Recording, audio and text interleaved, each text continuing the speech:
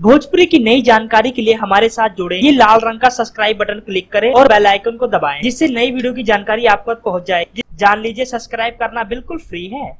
Superstar Pawan Singh की फिल्मों का मार्केट में हो रहा है इंतजार। जी हाँ दोस्तों, आप बिल्कुल सही सुन रहे हो।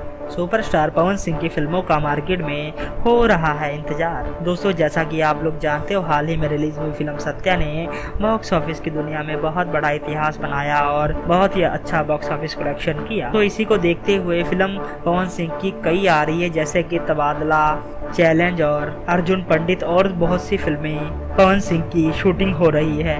दोस्तों, बताया यहाँ तक जा रहा है कि सुपरस्टार पवन सिंह की फिल्म को देखने के लिए लोग बहुत बेकरार है। और दोस्तों, फिल्म चैलेंज में जबरदस्त एक्शन होने के कारण लोग जल्द से जल्द उस फिल्म के ट्रेलर की मांग कर रहे हैं। दोस्तों, इसमें कोई दो राय नहीं है कि पवन सिंह की फिल्म को सुपर डुपर हिट होने से कोई रोक सके, लेकिन दोस्तों फिर भी पवन सिंह की फिल्मों का इंतजार रहता है पवन सिंह के फैंस को।